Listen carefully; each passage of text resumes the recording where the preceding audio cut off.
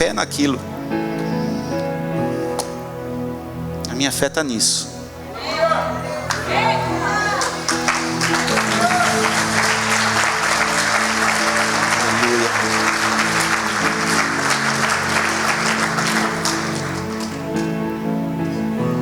Nós temos que aprender a perdoar. Se a gente não aprender a perdoar, meu irmão, nada mais vai dar certo na nossa vida. Sabe? Vem cá, André. E aí, meu brother, tudo bem? Vamos dizer que o André aprontou, cara. Aprontou mesmo? Meu Deus. Vejo que sou o profeta. Vou pegar logo eu. Logo eu. O André aprontou. Mas é o seguinte, cara. Agora é a hora de nós pegar e resolver aqui o que vamos fazer com o André. E de repente vão vir algumas pessoas. Vem cá, mano. Esse aqui pegou e resolveu, falou: olha, eu acho que o que o André aprontou, cara, é pesado, é duro, não dá pra ficar perdoando assim não. Então eu vou ficar aqui desse lado. Eu não perdoo. Aí de repente, calma, mano, vem alguém e olha pro André e pensa: cara, é verdade, ele aprontou sim, mas quer saber, cara, eu vou perdoar ele. Daí ele fica aqui. E aí vem a Crislaine. E a Crislaine pega e fala: olha, eu sou irmã dele e tudo, mas sinceramente, chega, não dá mais, não vou perdoar não. E ficar aqui. Acabou. Aí vem a Cris e fala: gente, vocês estão sendo muito duros, não é assim, nós somos uma igreja e tal. Eu vou ficar aqui, eu vou perdoar o André. E assim vão indo, as pessoas, vêm a igreja toda. Veio todo mundo, veio, de repente se olha: opa, tá ali, Satanás está ali. Tá Jesus ali. Aí de repente pega e fala: não, tá bom, né? É uma igreja evangélica, vamos dar o voto para Jesus também. Vem cá, Jesus. Jesus. E aí, Jesus, tu vai ficar de que lado, do André? Vai condenar, vai perdoar? Eu preciso de um Jesus, vem cá. Aí Jesus pega e fala: cara, eu mandei perdoar até 70 vezes 7, eu perdoo. Então Jesus está aqui, ele perdoa André. Falta alguém? Ele levanta a mão, Satanás lá. Não vou pegar ninguém para ser o Satanás aqui não.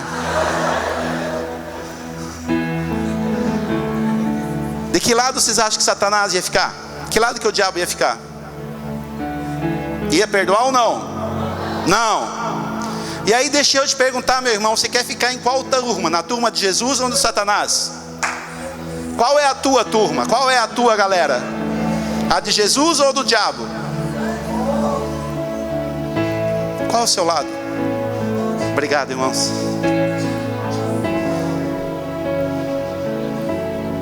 Não dá. Não tem como. Irmão, ou você aprende a perdoar, ou você vai ter que achar uma outra coisa para ser chamado, porque de cristão não dá mais para te chamar não.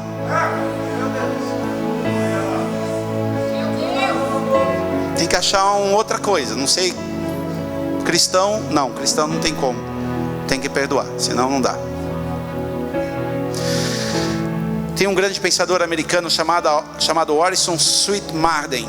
Ele escreveu, preste atenção nisso: quando na vida uma porta se fecha para nós, há sempre outra que se abre. Em geral, porém, nós olhamos com tanto pesar e ressentimento para a porta fechada, que nem percebemos que a outra se abriu. José era do tipo que via que outra porta se abriu. Quem é que iria recriminar José se ele tivesse ficado com ressentimento de seus irmãos? Assim como Esaú, José tinha muitos motivos, justos até, para ficar com rancor. No entanto, José teve o discernimento de perceber que mesmo com as pessoas praticando o mal contra ele, Deus não o abandonava. Mesmo quando tudo parecia perdido, José não perdia a fé e ele continuava fiel a Deus. Eu acho que José pensava: eu eu não tenho tempo a perder com ressentimento quando eu penso que Ele me ama. Deus me ama. Não, José não se deixou intimidar pelas afrontas que o mundo fazia para ele. Ele não perdeu a sua fé, ele continuou confiando em Deus, mesmo quando parecia que tudo estava perdido. E essa é a atitude que nós também devemos ter quando coisas acontecem em nossas vidas, coisas que nós não gostamos, não esperamos, coisas que parece que vão nos destruir, coisas que nós temos dificuldades para entender, que às vezes nós chegamos a pensar: por que é que isso está me acontecendo? Por que é que isso está me acontecendo? Eu sou uma pessoa temente a Deus, eu faço tudo certo. Cara, José era muito mais temente a Deus que qualquer um de nós. Ele fazia as coisas mais certo que qualquer um de nós. E olha o que acontecia a ele. A diferença entre nós e José é que a fé dele era maior que a nossa. José sabia: não importa o que está acontecendo, eu sei quem é meu Deus. Ainda não acabou. Ainda não acabou. A atitude que nós devemos ter é a mesma que tiveram aqueles jovens na Babilônia, Sadraque, Mesaque e Abednego, quando Nabucodonosor quis jogar eles na fornalha, e aqueceram 7 vezes mais, e eles pegaram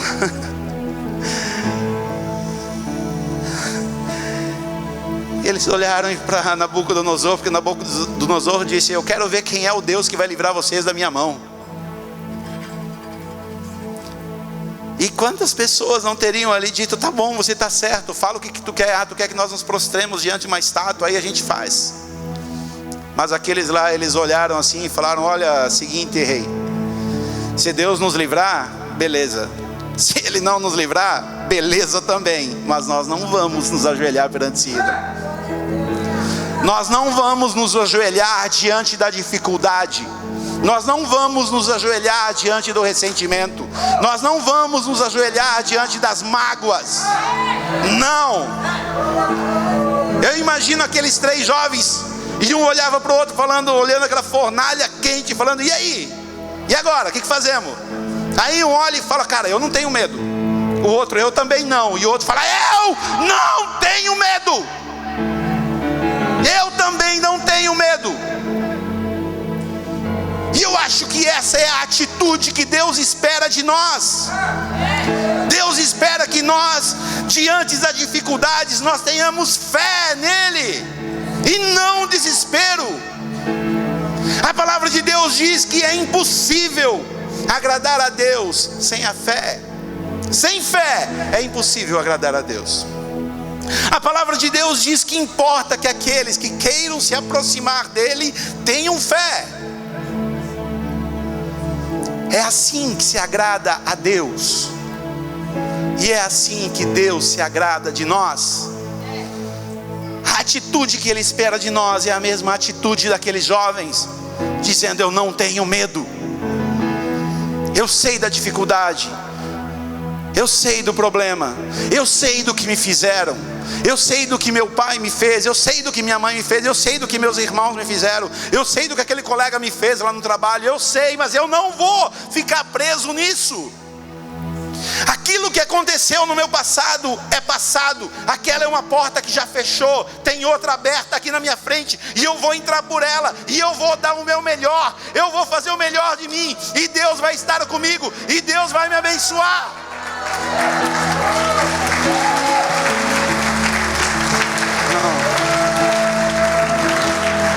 Meu irmão, Deus honra pessoas que seguem em frente, mesmo que as coisas não estejam de acordo com o que elas haviam planejado. Pessoas que acreditam que se ainda não deu certo é porque ainda não acabou. José sabia: cara, eu fui vendido, eu estou como escravo, e agora vamos lá, vamos em frente, porque eu sei que eu não vou ser escravo minha vida inteira. Me lançaram na prisão, tudo bem, tá ruim agora, mas eu sei que não acabou ainda.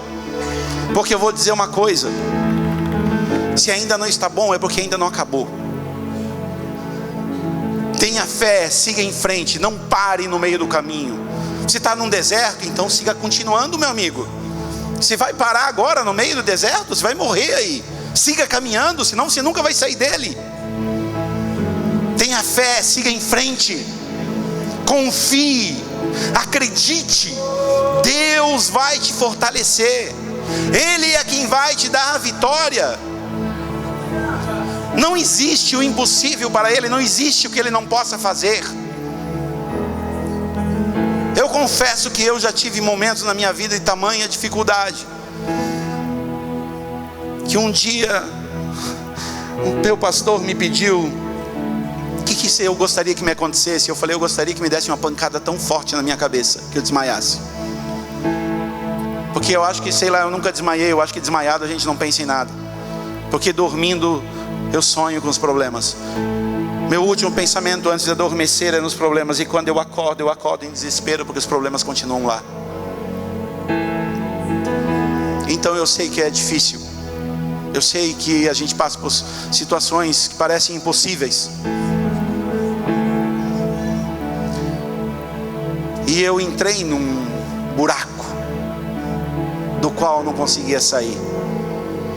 Porque eu pensava, não, Deus pode fazer isso, pode fazer aquilo e tal, mas esse tipo de situação Deus não mexe. Deus não tem nada a ver com isso, Ele não... Quanta burrice. Não existe o impossível para Deus, não existe situação que seja fora do controle dEle. Acredite, uma situação pode fugir do teu controle. Do controle de Deus ela nunca foge. Tenha fé, siga em frente, não pare. Meu Deus, eu só consegui sair dessa situação o dia em que a pastora falou com a minha esposa. Ela disse, o problema do Aguinaldo é que ele esqueceu da alegria da salvação. E parece coisa tão boba. Eu lembro da Juliana, no carro, e ela dizendo, a pastora disse que o seu problema é que você esqueceu da alegria da salvação. E a Juliana mesmo não tinha percebido da profundidade daquilo. E quando ela disse aquilo, eu parei por um instante para pensar. E pastor Valdir, eu lembrei que não importava o tamanho do problema que eu estava vivendo aqui, ele era temporário. A minha eternidade era junto com Deus. E eu comecei a rir, e fazia tanto tempo que eu não ria. E de repente eu estava gargalhando, dirigindo o carro, e a Juliana do lado achando que eu tinha ficado louco.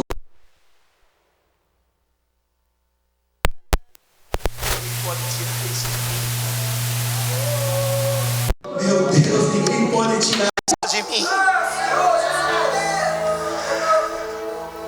E sabe aqueles problemas tão grandes, aquele gigante que ficava lá da sombra me assustando. Eu fui lá na escuridão e puxei ele para a luz. E eu quebrei ele a pau. E de repente aquele problema ficou tão pequeno.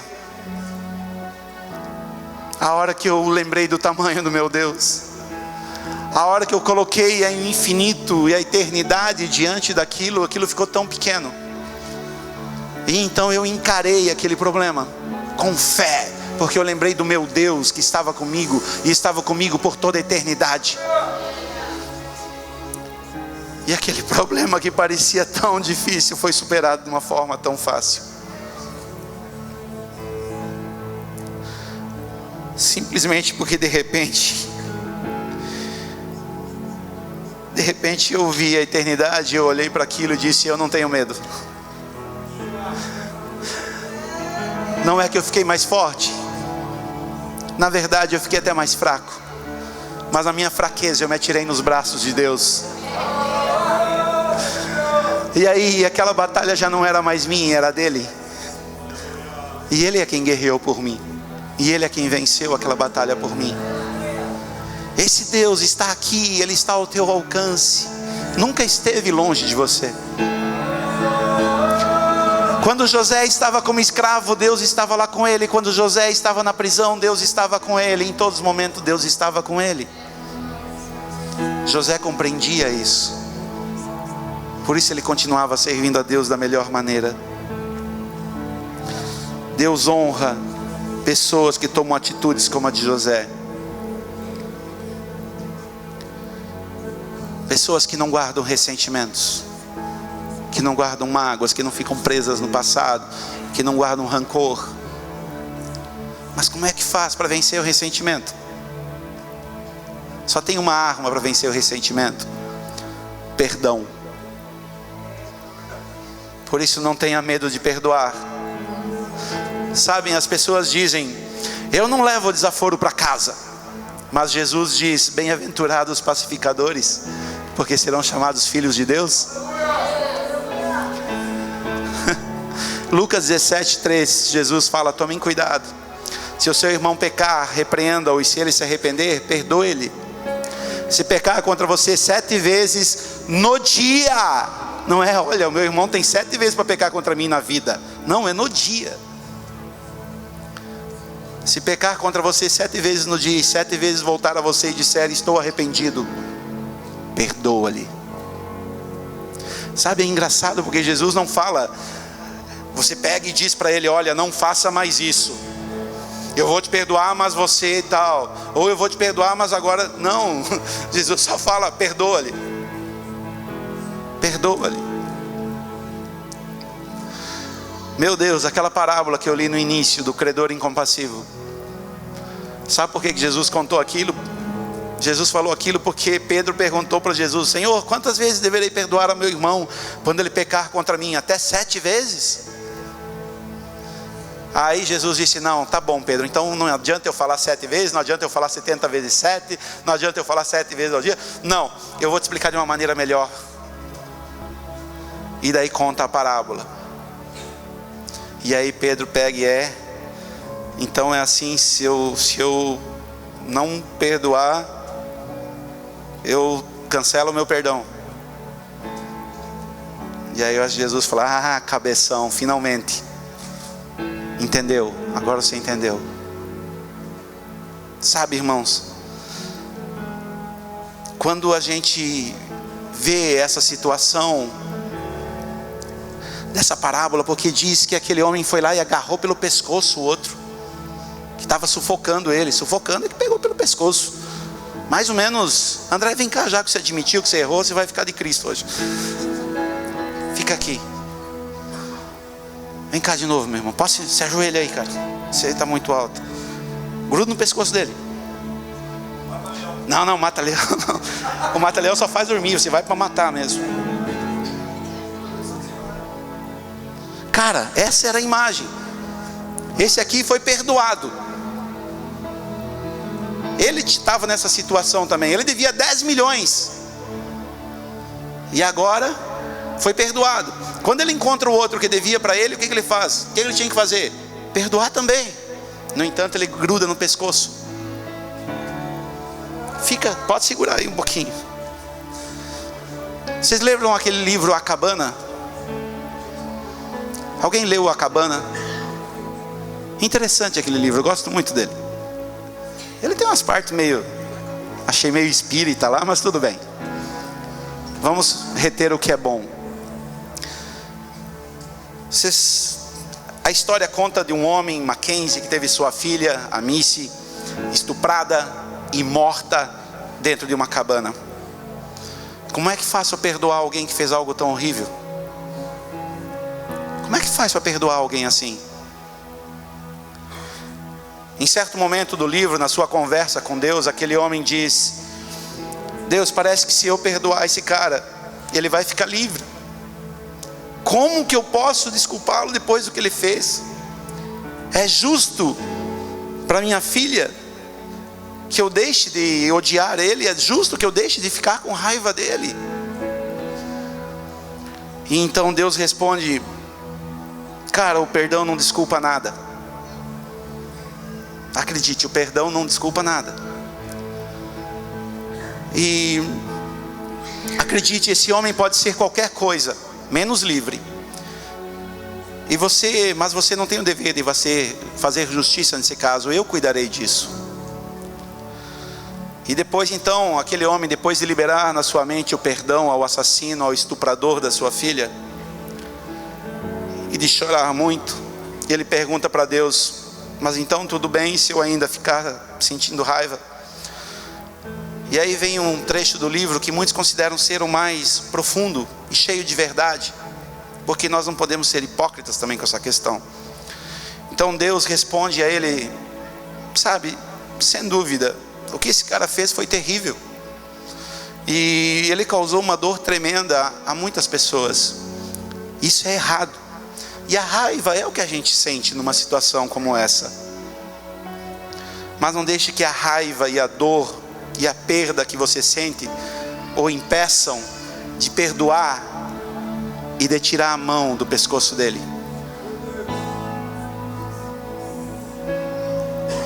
Obrigado, André.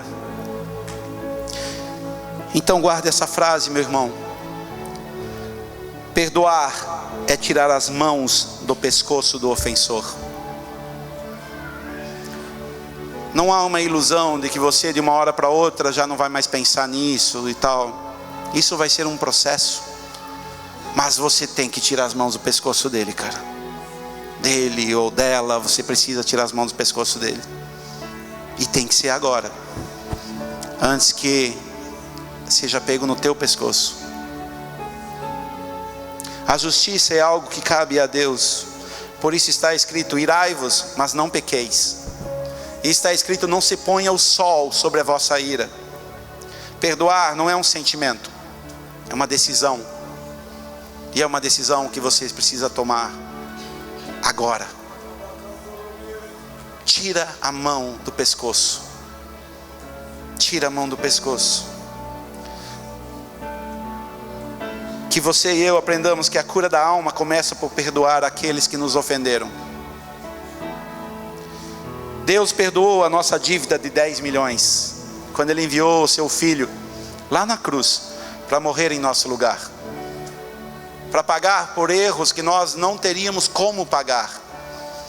Se tem alguém que tinha direito de estar com a mão no nosso pescoço, era Deus.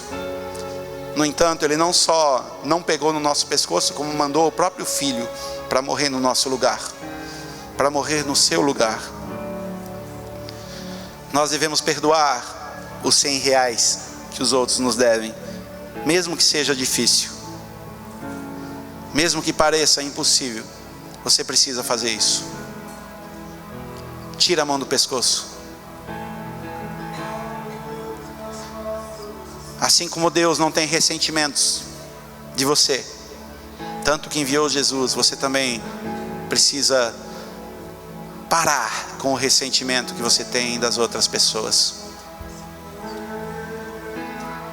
Você precisa sair desse buraco. Você precisa sair desse lugar de tristeza, de dor, de mágoa, e seguir em frente.